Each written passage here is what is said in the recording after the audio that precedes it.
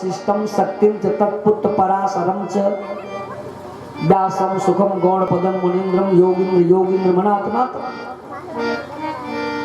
नारायण ने ब्रह्मा जी को इस भागवत वेद का ज्ञान दिया, वेद का ज्ञान दिया। ब्रह्मा जी ने वशिष्ठ को सुनाया, वशिष्ठ ने शक्ति को सुनाया, शक्ति ने पराशर को सुनाया, पराशर ने व्यास को सुनाया और व्यास जी सुखदेव को सुनाया। ये क्रम से आया, तो ये क्रम विवक्षित है। तो कहा मैं जो सुना हूं, और ये परंपरा कहां से लागू हुई? नारायण से।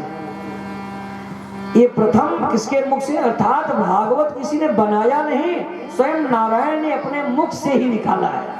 अब ध्यान से सुनो, नारायणात् मुखात् निसर, ये भगवान के मुख से निकला है। ध्यान से ये सुनो कि साक्षात है, एरुवेरी की बात नहीं, ये स्वयं नारायण के मुख से भागवत निर्गत हुआ है। वही प्रसाद उस डाली से ब्रह्मा जी की शाखा पे गिरा, ब्रह्मा जी की उस शाखा से गिरा, तो वशिष्ठ उठा लिए इस फल को, भागवत फल को, और वशिष्ठ फिर शक्ति पा गए, शक्ति से पराशर पा गए, और पराशर से वो टपका तो व्यास जी पा गए। अब व्यास जी टपकाए तो सुखदेव जी को दे दिए, और सुखदेव जी तो सारी दुनिया को बांट रहे हैं, क्योंकि संत अपने लिए नहीं रखता, बांटो तो बांटो। निगम कल्पतरोर्गलितं फलम शुकमुखादमितदव संयुतं पिबत भागवतं रसमालयं मुहुरहो रसिका भुवि भावुका। निगम कल्पतरोः गलितं फलम,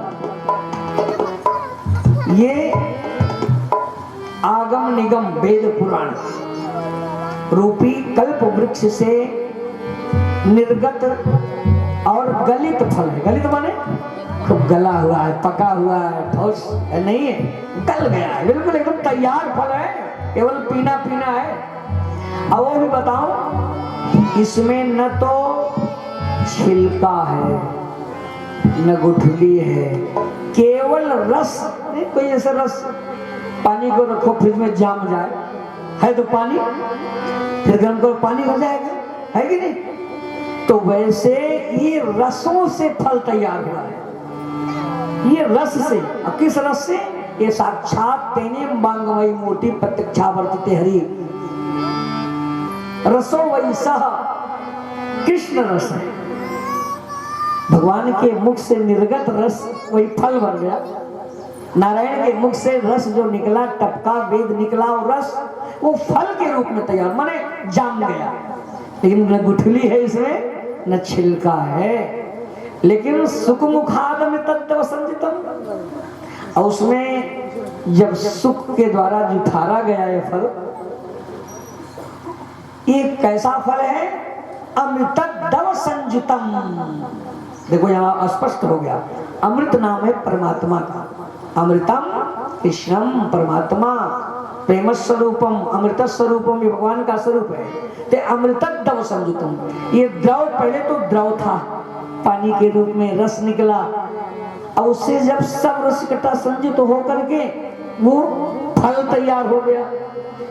अब इस सुंदर अमृतद्रव शब्द में परमानंद से पूरित परिपूर्ण रस जब सुखदेव के हाथ में मिला, आहा, थोड़ा सा इसका और महत्व बढ़ गया। महत्व तो पहले से ही था, क्योंकि भगवान के मुख से ये रस निर्गत था, निकला था, और क्रम से एक से एक डाली पे पाए, ब्रह्मा जी पाए, वशिष्ठ पाए, शक्ति पाए इस रस को। अब फल आगे स्वाद लेके आगे आगे बढ़ाते, आप भी थोड़ा साध लो, आप भी साध लो, बढ़ाते रहे। स्वाद स्वाद पदे पदे, पद पद स्वाद लेते रहे। लेकिन जब सुखदेव जी के हाथ में लगा फल, सुखमुखा, जब सुखमुख से ये रस निकलना, कहीं ग्रहण किया ना, ऐसे थोड़े बस इतना ही करते थे ये संत महत्व, चूंकि विशुद्ध वासना तो रहती नहीं, वासना की दुर्गंध थोड़ी किसी की निकलती थी। इसमें तो परमानंद पूरी रस का पान करते थे, परमानंद का रस निकलता था मुख से। और जो संसार का विषय पी रहे हैं वो कैसे श्वास रस निकालेंगे? वासना से पूरी रस निकालेंगे। तो ये परमहंस उस रस को निकालते।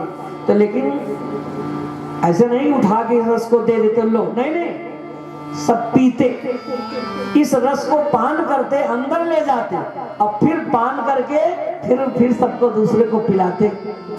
पीवत ना, पीवत भागवतम रसमालय, भागवतम रसम सबको पिया। अब जो सुखदेव जी के मुख लगी, सुखदेव जी ने इस फल को जुठारा। सुख माने सुग्गा होता है, तोता, लोग ऐसे कहते हैं कि सुख का जुठारा हुआ फल और मीठा होता है। सही है? मिश्रा जी, ये तो कहावत है कि नहीं कि सुग्गा जिस फल को जुठार दे वो और मीठा होता है कि नहीं? यही सही है। हम तो ये समझ रहे हैं कि सुग्गा इतना जानदार होता है कि उसकी टोंट वहीं लगती है जो फल मीठा होता है। ये बात सुनते हैं, बस इतना ही समझ लो। सुखदेव जी इसी फल पे ठोर मारे कि भागवत रूपी फल बहुत मीठा है। ऐसा नहीं कि सुग्गा का जुठारा फल मीठा होता है, बल्कि सुग्गा खट्टे फल पर अपना ठोर मरवे नहीं करता, इतना जानकार है ना। देखिए, सुख माने सुशुद्धम शुक्लम है, सारयुक्तम, जो सार युक्त है, मीठा फल है, शुद्ध फल है, वासना के दुर्गंध से पूरित है, तो वहां सुखदेव जी ठोर नहीं मारेंगे।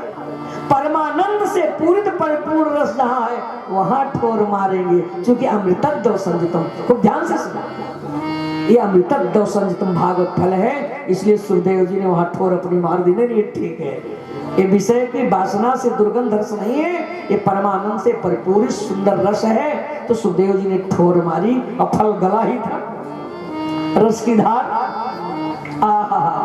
फल गला था, सुखदेव ने ठोर मारी और रस की धार बह चली।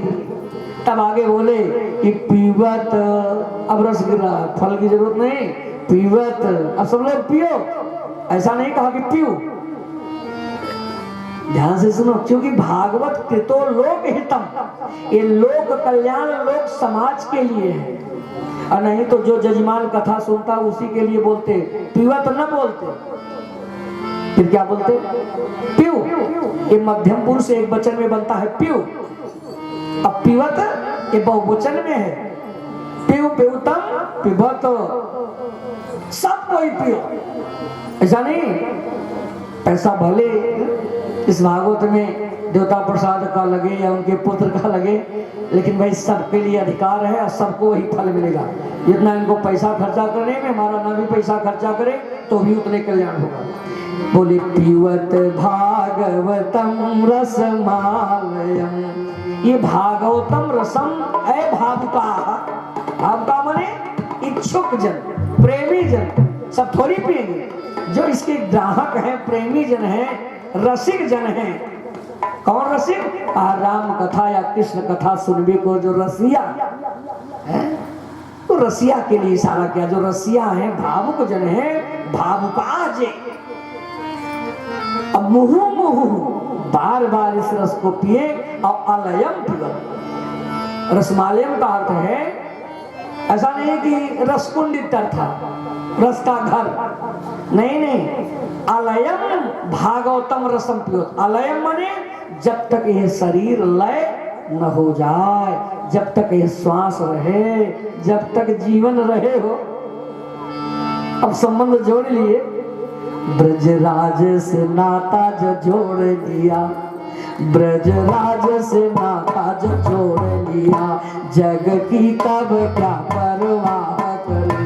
अब संबंध जुड़ गया तो जब तक जीवन है संबंध तोड़ना नहीं। हाँ, ये रिश्ता बहुत बढ़िया है। संसार के रिश्ते टूट भी जाते हैं, सारे रिश्ते आपने सुना कितना पिता पुत्र का रिश्ता टूट गया, जब तक था नहीं था नहीं था, बड़ी बड़ी रिश्तेदारियां टूट गई। लेकिन ये ऐसा रिश्ता है जब संबंध बन गया, हाँ भगवान अगर हाथ पकड़ लिए तो रिश्ता तोड़ते नहीं, अंत तक साथ देते हैं। ये अंत तक साथ देते हैं। संसार तो स्वार्थ का है, अगर स्वार्थ नहीं दिख रहा है तो आपका साथ छोड़ भी देगा। इसलिए जब तक फिर अगर रस पीना शुरू किए हो, आनंद आ गया है, तो भागवतम रसम अलयम। अलयम माने जब तक श्वास रहे, जब तक जिंदगी रहे, तब तक भागवतम रसम पिबत। सुनील जी कहते हैं कि परीक्षित अब पूछ रहे हो सत्य क्या है, तो बता रहा हूं। अहमेव समेवाग्रे नान्यत यस्य सत्परम अपश्चादहम यदि तच्च योऽसि शेषोऽस्म्यहम्। देखो थोड़ा सा क्लिष्ट तो होगा, लेकिन समझने का प्रयास कीजिएगा। हम समझाने का प्रयास करें, आपसे समझने का प्रयास करें। क्योंकि किसका विवेचन हो रहा है? आत्म तत्व का, आत्म तत्व का। इस तत्व को, यही जो आत्म तत्व का विवेचन, इसके लिए बड़े बड़े वैज्ञानिक डॉक्टर यहाँ फेल हो गए। वो कौन सा तत्व है जिससे ये शरीर उछलती है, कूदती है, चलती है, बोलती है, वो आज तक तत्व पकड़ नहीं पाए। नहीं तो कंट्रोल करके शीशे में बंद करे तो कोई मरबे नहीं करता है। बस उस तत्व का बोध कराना है, तो ऐसे समझ में नहीं, इसलिए ध्यान तो देना पड़ेगा। वो सत्य, सत्य परमात्मा जो है, उस तत्व का बोध कैसे हो? सत्य की बात कर रहे हैं। वास्तव में सत्य क्या है? अब माया के कारण हम सब यही समझ रहे हैं, हवेली, पुत्र, परिवार, माया का कारण, बस इसलिए जानते हैं, वरना ये सब मिथ्या है। तो सत्य की बात, क्योंकि परीक्षित जिसको सत्य समझना हो तो सब छोड़ दिया, संसार छोड़ के गया है गुरु के चरणों में, तो वास्तव में उसे वास्तविक सत्य जानना है। इसलिए कहा कि सत्य क्या है। सुखदेव जी सत्य बता रहे हैं कि नारायण ने ब्रह्मा जी से यही बताया था कि हे ब्रह्मा जी, अहम एव समेवाग्रे नान्यतः सत्सत्परम पश्चादहम यदि एतच्च योऽसि शेषोऽस्म्यहम्। इसका मतलब है कि ब्रह्मा जी अन्यतः यत्किंचिदपि नास्ति, अर्थात ये जब लय हो गया था, जल ही जल था, कुछ नहीं था, तो अहम एव सत्य रूपेण, सत्य रूप से ही, रूप के द्वारा अहम एव अग्रे आसम, सबसे अग्रे माने पूर्व में। जब कोई कुछ दुनिया में नहीं था, जल ही जल था, तो सबसे पूर्व में मैं आया। अच्छा ये बताओ, बानर नहीं देखे आप लोग? बंदर है, भगवान की कथा रोज मिलेगी, कथा ये तो बड़ी भाग्य से जीवन में, इतने जीवन में पता कितनी बार देखे होंगे। अब ध्यान इधर बना रहे, ठीक है, संसार से जीव प्राणी है जगत के, जन्मांतरे भवेत पुण्यम तदा भागवतम लभेत, अनेक जन्म संसिद्धिम ततो याति पराम गतिम। ये भागवत कथा दुर्लभ है, इसलिए आप लोग ध्यान, सब जीव हैं, वो भी टेले भगवान के हैं, भगवान को वो भी प्रिय है। बड़ी सेवा किए थे रामावतार में राम जी के, राम जी के ऋणिया बन गए हैं, तो वो सब आएंगे नहीं राम जी की कथा में क्या? उनको भी अधिकार है, सब सुने और आप सब भी सुने, एक भी क्षण बढ़ता। तो बोले कि सबसे पहले सत्य के रूप में, सत्य ही संसार का बीज है। ध्यान से सुनो, इस संसार का बीज सत्य परमात्मा है। तो जब कुछ नहीं था, तो सत्य के रूप में मैं आया, नान्यता किंचित। और जब संसार हुआ, सृष्टि हुई, सृष्टि भूते सत्यप्यहम् पश्चादहमपि, और सृष्टि में भी मैं ही सत्य के रूप में हूं। क्योंकि सृष्टि है कार्य, मैं हूं कारण। उस कार्य को करने वाला ही तो कारण होता है। कारण के द्वारा कार्य है कि कार्य के द्वारा कार्य? नहीं, कारण के द्वारा है। कारण कौन है? जिसके बिना कार्य न चले, वही है कारण। जैसे अब हल्की भाषा में समझा दो, जैसे राहुल जी गए वहां पेट बनवाने, ठीक ना, तो बोला कि भाई 1 हफ्ता लग जाएगा। तब कहा बेचारा गया, आया, फिर झंझट तो लग गया। तो आपने क्या कहा? भाई हम तो बोले कि महाराज यहाँ कई बाजा बजने, एक नौ रहे तो काम चले। आपने कहा कि नहीं कहा? इसका मतलब पेट बहुत ज्यादा वो कारण नहीं है। अब इन बाजा में सबसे ज्यादा कारण कौन है कि जिसके बिना काम न चले? है ढोलक मास्टर कहा था, ये देखा, ढोल न रहा तो काम रुक जाए। कहो काम तो भी नहीं रुकेगा। लेकिन मान लीजिए संगीत में है, तो या तो सम होगा या तो कुछ बात होगा। कहने का मतलब यह है कि जिसके बिना, जैसे कहा कि कई बाजें हैं अगर ना रहा तो महाराज बेकारे परेशान हुए, इसका मतलब जिसके बिना काम चल जाए वो कार्य है, कारण में समाहित है। क्योंकि कारण भी अकेला रहेगा तो बिना कार्य के शोभा नहीं होगी, बात तो सच है, ये तो पक्का जानो। अगर एक कार्य न होते, ये संसार न होता, भगत न होते तो भगवान कहां से होते। लेकिन सारा संसार है किससे? भगवान से है, कारण से है। ऐसा नहीं कि पेड़ बेकार हमारा है, इतना मन में न समझना। पेड़ भी इसमें समाहित है, वो भी इसमें कार्य है। तो वैसे इस संसार के कार्य है, कारण है परमात्मा। जो कारण है वही सत्य है, सत्य रहता है, कार्य विनिष्ट हो जाते हैं। तो संसार का कारण परमात्मा बीज है। तो भगवान ने कहा कि ब्रह्मा जी मैं ही पहले सत्य था, बस सत्य पूछ लो बता रहा हूं। जब कुछ नहीं था तो सबसे पहले सत्य के रूप में मैं आया, और जो संसार भी हुआ तूने सृष्टि भी की, देना सोचो कि मैंने बनाया, तुम्हारा भी बनाने वाला मैं हूं, मैं सत्य का भी सत्य हूं। तो उस सृष्टि में पंचभूत महातत्व तन्मात्राएं हुई तो मैं उसमें प्रवेश किया, तब संसार हुआ। अर्थात बाद में सत्य के रूप में मैं आया, पहले भी था। और सृष्टि विनष्टे सत्यपि, जब फिर नष्ट हो गई, लय हो गया, तो यो अवशिष्येत सोच में हम, फिर जो शेष सत्ता बचती है वही मैं हूं। अर्थात जब लय हो जाएगा, कुछ नहीं रहेगा, प्रलय हो जाएगा, जल ही जल रहेगा, तो कुछ शेष बचता है कि नहीं? क्या बचता है शेष?